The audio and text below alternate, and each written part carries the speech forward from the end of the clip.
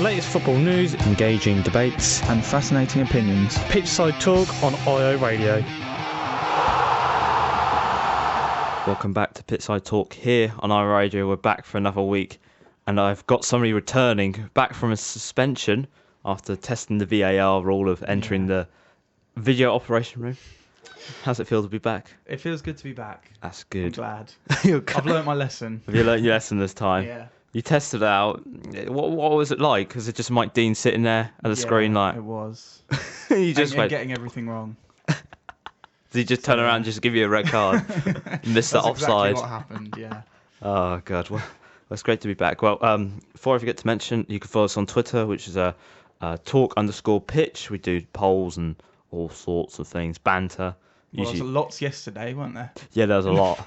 God, there was a lot. Yeah. Yay, caramba. And also, if you want to listen to any previous shows, you can search on YouTube. You can listen to, if you just simply search Pitchside Talk on YouTube, you can just watch all the shows. Even last week's one where it's just me. Yep. That's quite scary, that was. was it? You did quite well. Well done. I did all right. I was basically a host, a pundit. Yeah, you're everything. One-man band. But Dan, what have we got coming on the show today? So today we're going to be talking about England and the two games that we played this week. Saturday and Tuesday. Yeah. We're going to be talking about Watford and Xavi Gracia, and we're also going to be talking about Ipswich and how they're doing so far this season. Yes, because basically there's no other bits of news, so let's just talk about Ipswich, because why not? Stay up to date with the latest footy news. Pitchside Talk on IO Radio. Yes, and welcome back to Pitchside Talk here on IO Radio. And now we're going to be talking about England. Well, where should we start? Should we start with Saturday, I think? Yeah, we'll get to the stressful bit. We'll get to the stressful bit. So Captain Kane scores a hat-trick as England cruise past Bulgaria 4-0. Mm-hmm. That's quite impressing, quite a good scoreline, really, 4-0. Yeah.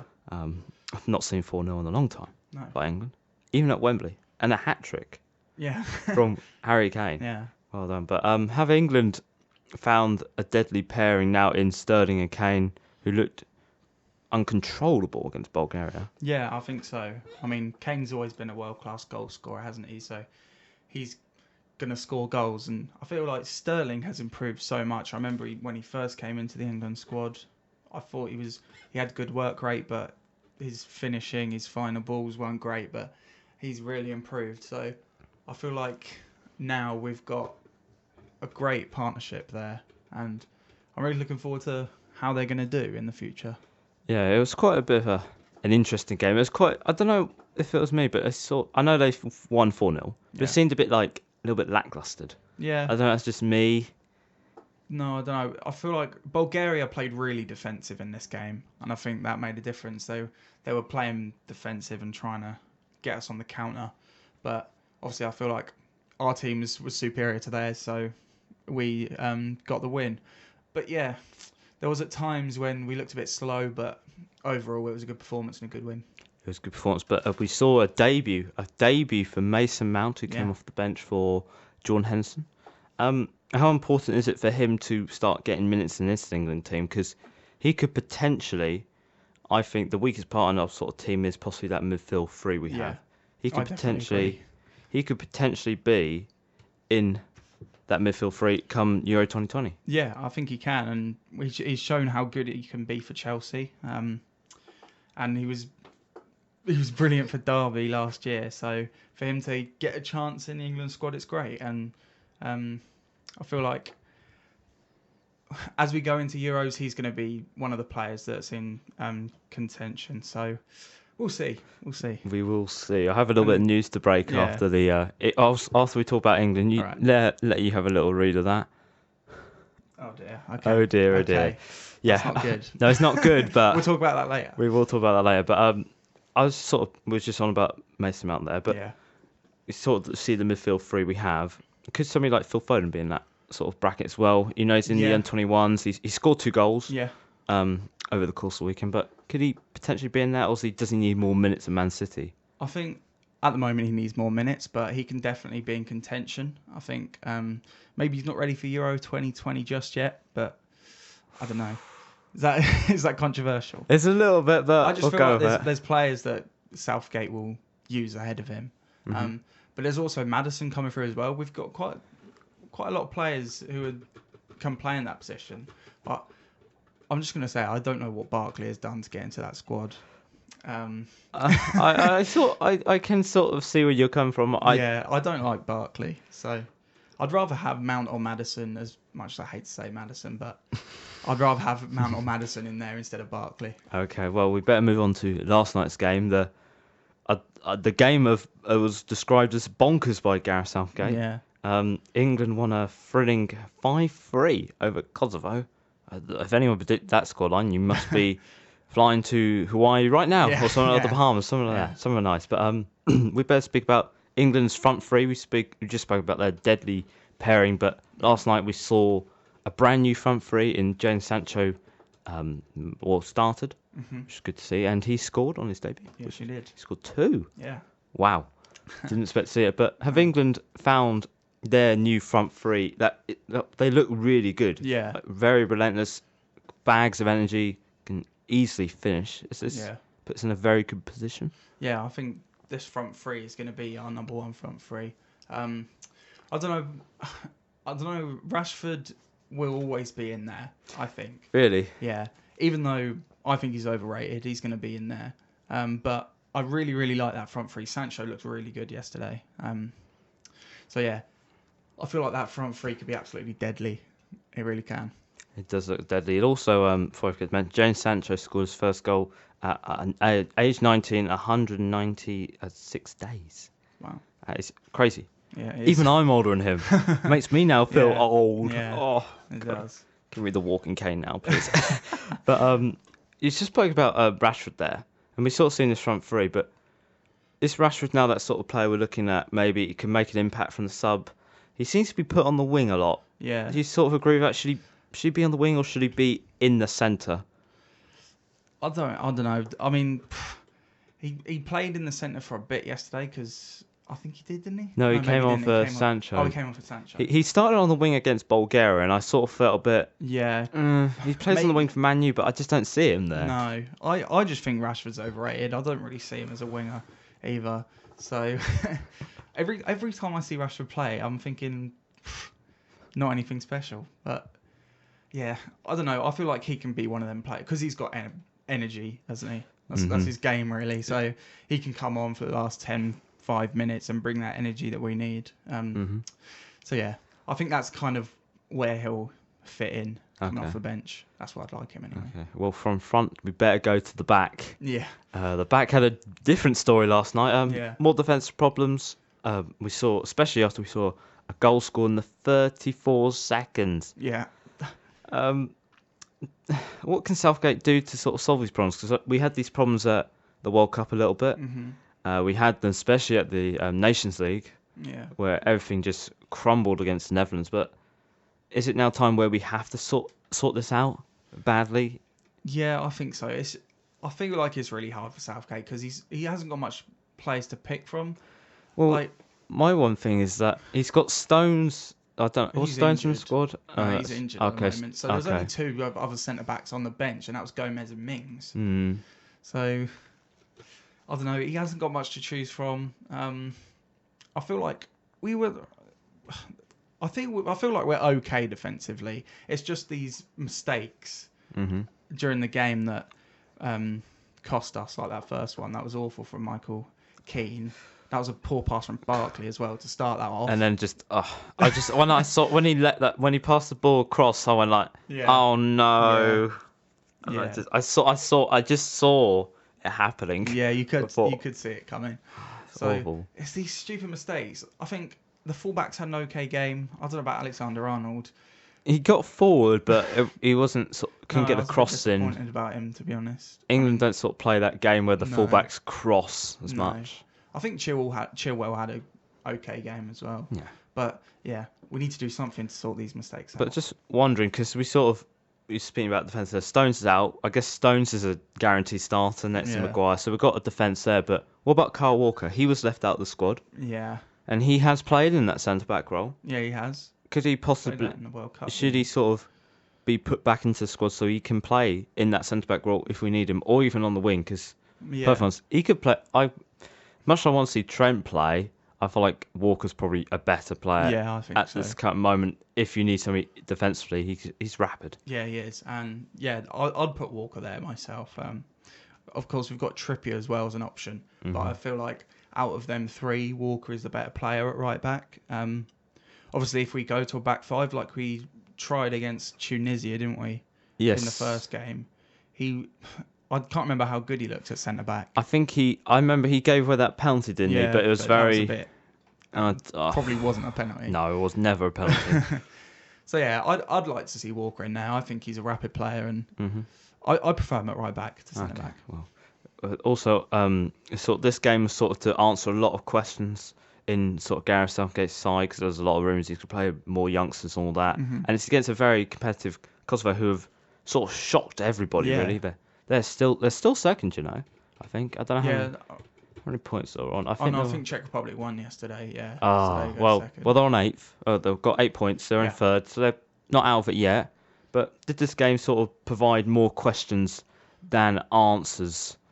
Yeah, I think so. I think lineup questions the most. Maybe not the front three. I mean, I feel like that's nailed on now. But other positions, midfield doesn't look great, and defensively, obviously mistakes. So it's a bit of a headache for Gareth Southgate, I think, with the players he's going to pick, because it was a nervy second half. I'd say we looked probably after 60 minutes we looked shattered, and we conceded 2 goals. But yeah, I don't really know what's going to sort these defensive mistakes out, and I think we need to sort out the midfield as well. Yep. We'll see. We will see. Well, England next play on the 11th of October against Czech Republic away, and then against Bulgaria on the 14th. It's quite quick. Quite quick, isn't it? Yeah. Do you feel quite confident going to these games? Easy victories? I think so. I mean, we beat Czech Republic 5-0, wasn't it? Yeah. And Bulgaria 4-0 in a reverse fixtures. So with that front three, I'm quite confident going into these games. Well, I better reveal the breaking news. Okay. So Vincent Kompany, who's playing his testimonial tonight, Yep. has been ruled out with a hamstring injury. Oh dear. So he can't play his own testimonial. Testimonial. God's sake. That's not good, is it? It's not good. But when we come back, we'll be talking about Watford and Javi Gracia. There was news on Saturday. We talked about him actually quite recently. And there was news on Saturday about, his job. Pitchside Talk on IO Radio. Yes, welcome back to Pitchside Talk here on IO Radio. We are now going to be talking about Watford and Javi Gracia, who we were only talking about, I think, 2 weeks ago. Yes, we were. Well, there's been a development over those 2 weeks. On Saturday, when England were playing, Watford announced that Javi Gracia has been sacked as the Watford manager after a poor start. 1 point from 4 matches compared to last season's 9 from 3. Yeah. How's it gone so wrong for him? It's quite crazy how 12 months has just changed. Yeah, it's a bit of a weird one. I don't really know what's gone wrong with him, to be honest. I guess his transfer window maybe had an effect because, the difference between the amount of players he bought in last summer than this summer was quite drastic, wasn't it? I think it was... Oh my God. He bought in 17 players. Do you want me to have a look? Yeah, go ahead. I'll look in my data bank. Look in my data bank. Yeah. My folder data bank. I'm not completely sure what's gone wrong for him. It's a bit of a weird one because I was expecting Watford to be, up there like they were last year. So it's a bit strange that they're down the bottom, 1 point in 4 games. It's really poor for them. It is really poor. I've actually found it in my data bank. You didn't hear anything go on the floor there. Where is it? I do have it somewhere. Or have I gone past it? Oh no, I've gone past it. Here it is. So last season they signed 23 and 23 outs. This season was 9 arrivals, 17 out. Yeah. So it was quite drastic change in the amount of transfers. And I can't remember who they brought in to improve the squad. They got Danny Welbeck, haven't they? And that Sari person who hasn't played yet. Yeah, he hasn't played. So I think wasn't Craig Dawson something like came in? Yeah, Craig Dawson did come in. But he had a season at West Brom in the Championship, didn't he? So, or was it not? No. Yeah, it was. Yeah, it was. Yeah, it was West Brom. So yeah, maybe transfers was the reason, but I'm not really sure what's gone wrong. I'm not too sure as well, but he's now one of the earliest sackings in Premier League history. Well, if you think about 4 games, I think he's matched Frank Ball's record of 4, who he only lasted 10 weeks himself at Yeah. Crystal Palace. I can remember when that happened. Oh, Yeah. God. Peter Reid at Manchester City, but nobody has equalled Kenny Dalglish of managing 2 games at Newcastle. That's quite bad, isn't it? It is quite bad, but let's have a look at Javi Gracia's time at Watford. I remember he came in for Marco Silva, who was sacked because of talks of Everton and all sorts of quite controversial things. Quite controversial, then, wasn't It's it? very controversial when he was sacked. I remember that. Yeah. I was like, oh. And they brought Javi Garcia, and it's a bit like, but has he had a good time there? He's had Yeah, I think he's had a decent time there. I think they finished 11th last season, didn't they? Yes. They had a really good start. So I feel like the Watford fans were happy with him when he took over with how well he done. But obviously it's all gone wrong now. So well, I'm just really confused by how Watford are doing so bad, because I was expecting them to be mid-table side. And So- also they got to the FA Cup final last Yeah, they year, which did. we don't talk about No, the final itself No. because But nobody remembers the Yeah. final. it takes some. I mean, they beat Wolves in the semi-final, so Yeah, that was great, but we don't talk about the final. no, 'cause that went quite wrong. Went very wrong Yeah, for it did. all sorts of reasons. But I actually put a poll about was it the right decision by Watford, and 24% of people said yes, and 76% of people said no. So, Okay. so the general feel around it's not a good decision. But was it right for him to be sacked now? Like, come on, it's 4 games in. He's got the international break to sort of work with his Yeah. players, because I don't think a lot of them from Watford do go on international break. No, Maybe probably not. Delafeu, possibly Yeah, Pereira. I I'm not really couldn't. sure where they're from though. But Holly Bass, Greece. I wouldn't Yeah. say too many. no, not too many. So it's a good time sort of then to reflect and sort of go, right, we'll do this to fix this. Yeah, but I just think it's weird when teams sack a manager after that many games. I feel like maybe they wanted to give him more of a chance, sort his players out during the international break and start again from scratch. But yeah, maybe it wasn't the best time for him to be sacked 4 games in. But yeah, I don't know. You don't know. Well, 30 minutes later after this announcement was made, Watford confirmed their new manager Yeah, quite quickly, and it is the return of Quique Sanchez Flores, who managed Watford in their first season in the Premier League. He got Yeah. them to, let's have a look, he got them to 13th place. yeah, That's so pretty respectable. Yeah. And he got them to the semi-finals of the FA Cup, where they lost to Crystal Palace. yes. And then we all witnessed Alan Partridge doing dad dancing. Oh yeah, Oh. I remember that. Oh dear. But what's your feelings on him returning, Flores? Yeah. Good appointment. Yeah, I think so. I think that was a good appointment. He's obviously done well with Watford before. His 2015-16 season was, if you look at the stats, it's quite similar to how Gracia done last year. So yeah, I feel like they'll be happy with this appointment, and we'll see how they do. See, I do.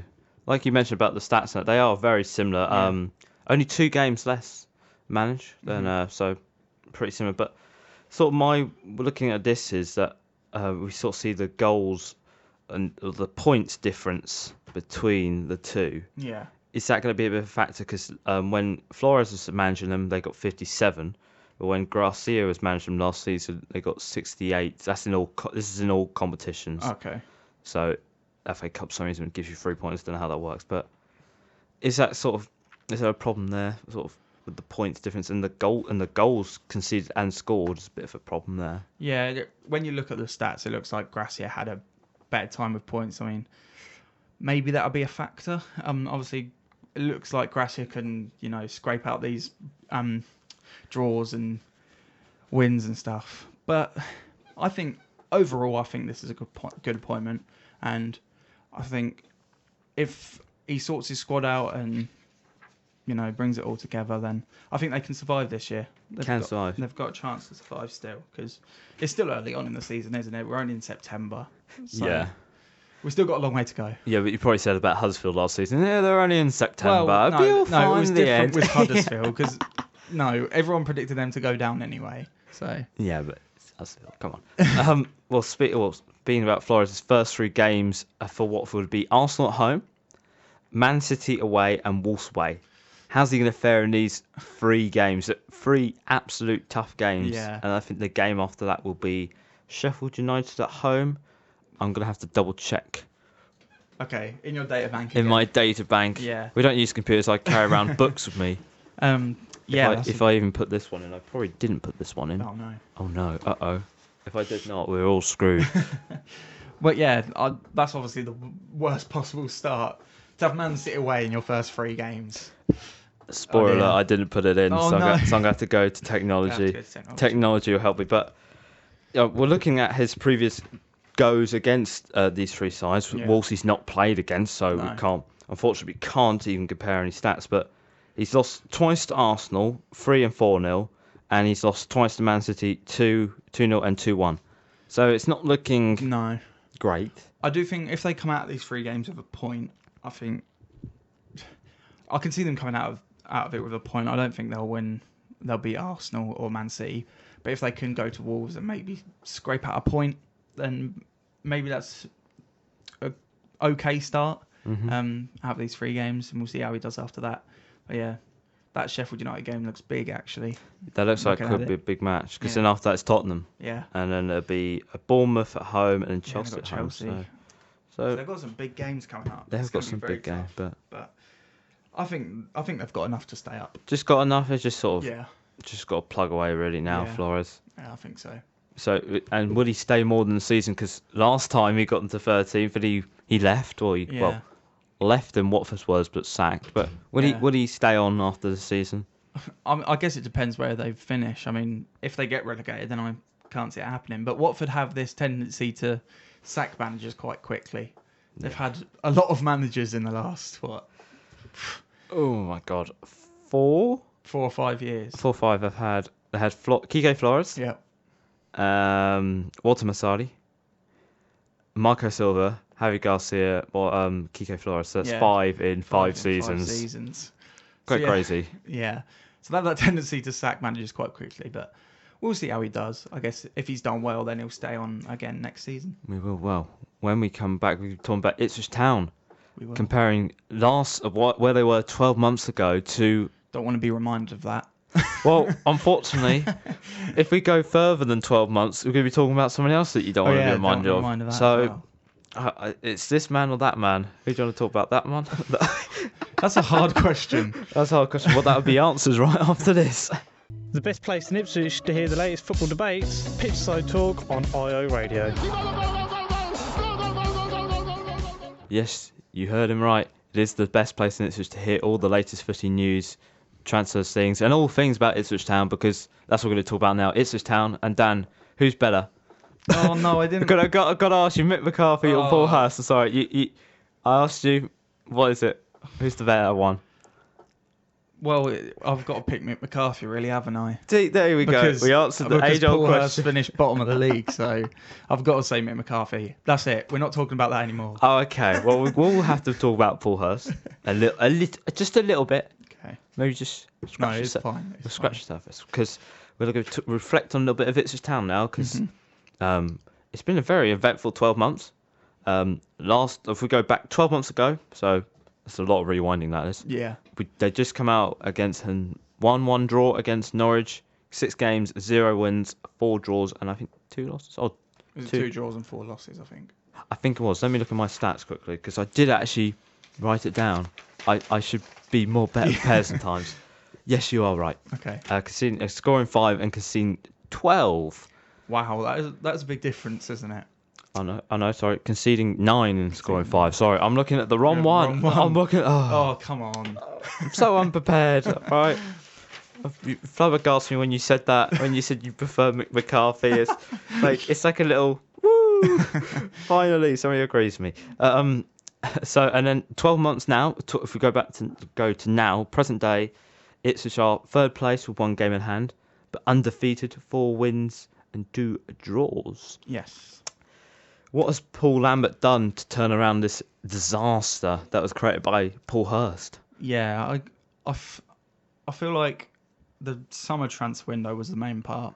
The players he brought in, I think we brought in some great players. Obviously, James Norwood, Garbett, Holy, and some others. So I think that's the main point of why we're doing so well this year.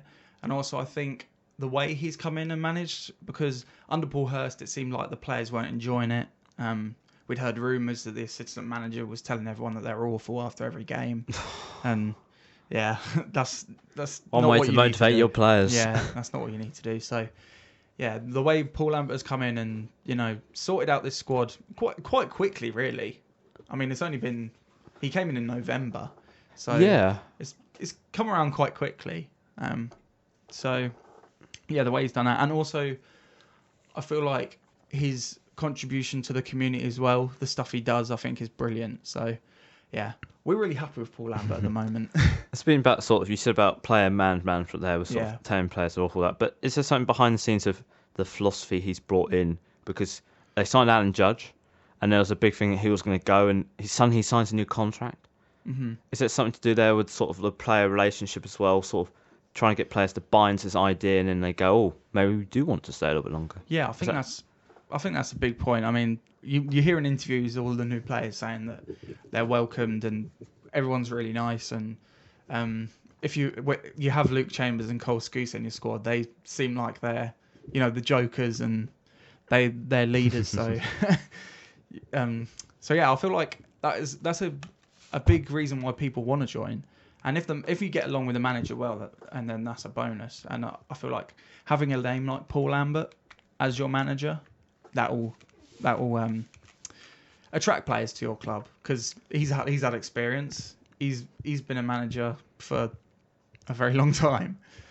I'm trying to think how long he's been a manager now. 10, I would say 10 plus. Yeah, so he's got the experience, and obviously he loves it here. So yeah, He is couldn't be any better right now. He is a blue, isn't he, Yes, technically? he's a blue, and he hates Norwich. Can't say that on there, Dan. Come on. Not I'm today. sorry. But he sort of spoke about community stuff there. He's done a lot for the community. Yeah. Has that sort of created this sort of a very good atmosphere around Portland Road? Because I didn't, not to be rude, I didn't go to any of the Paul Hurst games, so I don't know from my experience of what his atmosphere is like. But Yeah. under Mick, it was quite dark. It kind of turned very dire. Yeah. What, and sort of seeing things community, has that sort of had a good impact on the squad and buying the fans into this idea that it's all positive? Yeah, I think so. I feel like the difference between Lambert and McCarthy is McCarthy cannot take criticism. Okay. Whenever the fans said he was doing something wrong, it's never his fault. Never his fault. And he used to just have a go at the fans in his interviews. But with Paul Lambert, I feel like he loves the support he's getting.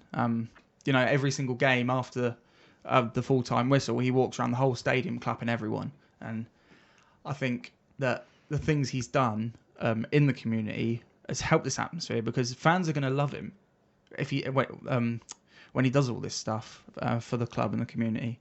And that's obviously what happened. I don't know if you saw the display with Lambert's face I did, in yes. the Bobby Robson stand. Was it Rambo or something? They called it a Lambo. It said Lambo. A Lambo. But I think it was supposed to be at the Sunderland game, but due to high winds, they weren't allowed to have it, and I was a bit annoyed. But So, yeah. I did see it, and it looked really good. Yeah, it did. So we obviously love him, and if the fans love the manager, then they're gonna pay that back, aren't they? And he has been doing that. What about under Paul Hurst? What was the atmosphere under like him? Because I didn't know. I never really went. I mean, I feel like the style of play under Paul Hurst was the main reason why atmosphere wasn't great. We were hopeful at the start, and because he wasn't here for a very long time, we didn't really get to see what kind of a person he was. Okay. But I feel like the feeling around the squad wasn't great, and I don't think the players liked him. I really don't. So when you're bottom of the league and the players don't like the manager, then the atmosphere is not going to be good, is it? And I never saw him like Lambert. He never went around the whole stadium and clapping the fans and stuff. And you see our assistant manager right now, Stuart Taylor. He does the same thing. Before the game, he claps the fans and everything. But Paul Hurst's assistant, I didn't even know who he is. I don't know what he looks like. I have no idea who he is. I never saw him come and clap the fans at all. Okay. So, yeah, I think this man management is really it's helped that Lambert, knows what he's doing in that kind of area. You sort of said about players there, about players not liking Paul House. Yeah. What players would have that been? I can see one already. Well, yeah, Luke Chambers. I feel like he was one of the main ones. You could tell in his interviews that he weren't happy. I feel like the older players probably would have been the main people. I don't know. Bielkowski. I know there was a big thing about that. Yeah, Bielkowski as well. To coming into a massive game against Norwich and just telling him on the day an hour before kickoff that you're not starting. That's not how you manage. That's awful management. So yeah, Bielkowski obviously didn't like him. I think there was a lot of players that didn't like him, and that's what kind of put the morale down around the squad.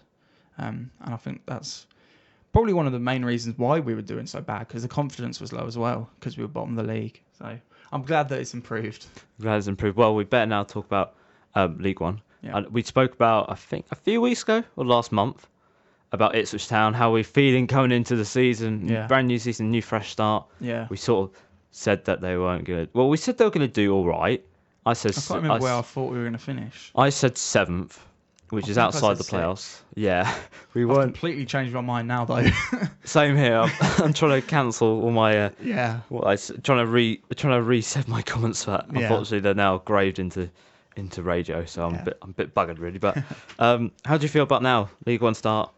Yeah, it's been brilliant so far. I really like how Lambert set up the squad to start League One. I think the players that we have, we should be winning the league. Really? Yeah, and with the performances, the performance against Shrewsbury, that was probably the best I've seen Ipswich play in a long while. And it's again the signings that we've brought in. Kane Vincent-Young, he improved the defence dramatically. I thought we looked brilliant with him at the back. An attacking fullback, and who started the move for the third goal. So yeah, it's going brilliantly so far, and I think if we can keep on this form, we're not expecting to win every single game and get 100 points, 100 goals, and win the league. But if we can keep up this form, I think that we'll have a really successful season. And I don't know. I don't think I'll be happy if we finish playoffs. I'm going to say that right now, because we've had such a good start and we're playing brilliantly and everyone's happy. Morale's good. So, it's looking up at the moment. So It's looking up. But what about Kane Vincent? You just mentioned him there. Is he the best $500,000 ever spent? Because he seemed to have just solved all the problems at right back, which has been a long-standing issue. Yeah. Yeah, it's a fantastic bit of business from Lambert, I think. And Marcus Evans. And Marcus Evans, obviously. Sorry. Yeah. I had to mention him. He's got to have some credit. Yeah, well, I'm a bit of a different view on Marcus Evans now after what happened with Berry. So, okay. Yeah. Yeah, your views completely now changed about him. He's a nice guy. No, not quite that far. But yeah, obviously that was I feel like that was a bargain. You've seen Colchester fans saying how good he is, and people who are saying he's the best right back in League Two. So to get him for $500,000, I think that's a bargain. And he's looking great at the moment. So maybe that was the best $500,000 we've spent in a while. Maybe that is. Well, today the EFL announced that Paul Lambert and Kane Jackson are up for Best Manager and Best Player of August. Yeah. Do they deserve to win it? Lambert, definitely. If he doesn't win it, then that's a farce, that is. Well, I did actually release a poll on it, which is actually still going. I'll get the results of whilst you're talking. Okay, well, look at that. Yeah. So at the moment, Lambert's got 61%. Yeah. And the next highest is 22 with Daniel Crawley. Yeah, but I don't think he'll be picked because he's not there anymore. So it's really between Simon Grayson and Mark Robbins. Obviously, they've had a good start, but if Paul Lambert doesn't win this, then he's got to. He definitely deserves that. Caden Jackson. I was a little bit surprised that Caden Jackson got in ahead of James Norwood. I was quite surprised he wasn't there as well, James Norwood. Yeah, both of them. Was it 5 goals and 2 assists in 6 games? Yeah, that's more than Jackson's got. So, yeah. I don't know. What I can't remember the other players. Yeah. Very good question. Do you want me to look it up? Yeah, have a quick look. I can't. I have quite seen remember. it. There you go. Yeah. Ian Henson, Marcus Maddison, and Josh Vickers. Yeah, I feel like it's between Marcus Maddison and Caelan Jackson. That's going to be quite a difficult one because What is? Sorry, that's the That's a weird photo. picture. The photo they put up of him is literally him basically grabbing Greon Edwards' head. Yeah. And it looks like he's about to like snap it. I swear it does look like he's about to go. a WWE move. Maybe he wants to get involved in them gifts. Yeah. There is apparently more. I've heard there's apparently more Yeah. of that. Oh, I can't wait. Can't wait. So yeah, I don't think Jackson's going to win Player of the Month. Obviously, he's had a brilliant start and he's scored a lot of goals, but I think Marcus Maddison will win it. Really? Yeah, disappointingly, I do think Marcus Maddison will win it because I know what the EFL are like. Oh, that's true. I know what they're like. They don't. I don't know. They don't do doubles. They don't. No, they don't. They don't do doubles. No. Oh, that's Yeah. just disappointing. I know it is disappointing, but I Well. do think that Maddison will win it. Okay, well, Ipswich play on Saturday against Doncaster Yeah. at home, back after the international break, even though they should have played in the international break Yeah. because they don't want their best players missing out. Yeah. Now we have to go to Yorkshire on a Tuesday night. That's gonna be fun, isn't it? It'd be like Stoke. Stoke all over again. The last time they played Doncaster, they beat them 4-1 in the EFL Cup Yes. in 15-16 Yeah. with extra time. But this is going to be a tough match. Doncaster in 7th place on 11 points, but they're undefeated as well. Three victories and 2 draws. They're a game behind as well. Yeah. So they're sort of in the same boat, I would say, as Ipswich. Yeah.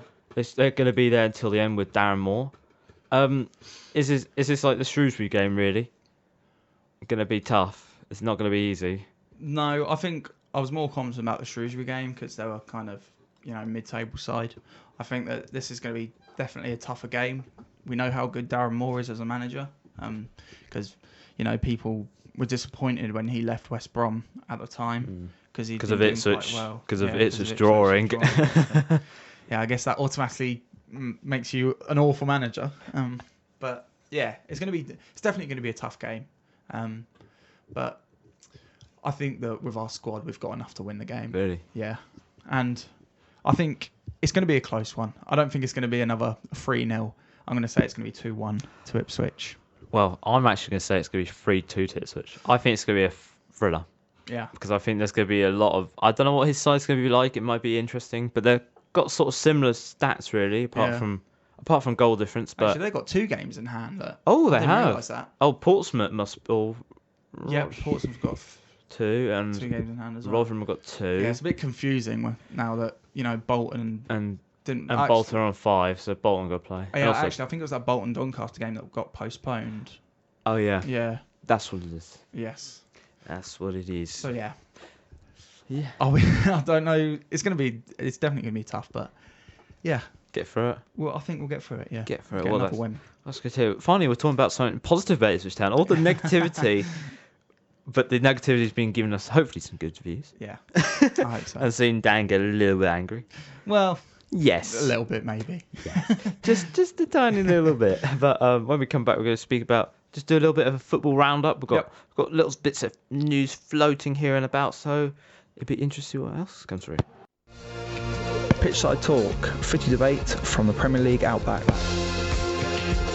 Welcome back to Pitchside It's a Talk. bit of a panic. That was a very panicky moment. That was like when a ball comes to the goal line, you had to quickly try and clear it, and then you can't clear it. It was like that. I didn't realise the song was going to end so quickly. But welcome back to Pitch Talk here on iRadio. Before I forget to mention, if you want to follow us on Twitter, it's talk_pitch. We do polls and all sorts. It went a bit mad. Yes, it went very mad. I imagine your phone was going off quite a lot. It was. I looked, and 1 minute there was like 60 notifications. I was like, "What is going on?" Yeah.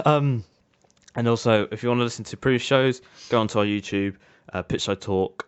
This one will be up, I guess, someday this week Yes, when we get it, and also other things. You can listen to all the previous shows. There's like 15 of them, so just catch I up. think it's 16 actually. Is it 16 now? Yeah, I think so. Well, catch up because why Yeah. not? You've been missing a lot. But we're going to do a little footy roundup because we haven't done that in ages. No, we haven't. But we're going to do one bit of news, one big bit of news actually. Daniel Crowley, Cowley. Cowley, yep, becomes the new manager of Huddersfield Town. with his brother coming the assistant manager. He's come from Lincoln. His record is 176 matches, 95 wins, 42 draws, and 39 losses, and 2 promotions from National League to League One. Yeah, that's brilliant, isn't it? That's great stats. I didn't realise they were that good. I didn't as well, but will he succeed this season? Is this a good move by him going to Huddersfield, who are 23rd in the Championship? Yeah, I don't know about this one. I mean, you can say it's similar to the Nathan Jones appointment from Stoke, and look where they are now, and they're below Huddersfield. So, yeah, I don't know. I think out of those two, Danny Cowley is the better manager. You know, he's brought Lincoln from the National League all the way to League One. He's had that brilliant cup run. Yeah, that cup run. Yep. I don't want to be reminded of that. What happened to that cup run in the 3rd round? Can you remind me? Okay. Live on BBC One. Oh yes. Oh yes. Oh yeah. BBC One. Yes. Yeah. I now remember. I don't need to go any more further detail. Okay. It was 2-2, wasn't it, the first leg? Yes, it was. Anyway, yeah. So he's had a brilliant time at Lincoln. So at this moment in time, I think it's a good appointment from Huddersfield. Okay. I think, you know, they are taking a risk, obviously, you know, to get a young manager from lower leagues. That's definitely a risk, as I know. So yeah, we'll see how he does. I think Huddersfield definitely have the team to stay up. You know, it's a bit surprising how bad they were doing. I didn't think they'd be in the playoffs. I think I said they'd be 7th at the end. But I'm very surprised of how poorly they're doing at the moment. But I feel like they definitely have the team to stay up. So we'll see how he does. We'll see how he does. Well, we're at the end of the show now. We're at the end of the show. Actually, before I forget to mention, we're not at the end of the show. I put out a poll about is it a good point by Huddersfield, and 54% of people said yes, 46% of people said no. So it's close. It was very close, but we are now at the end of the show. Now.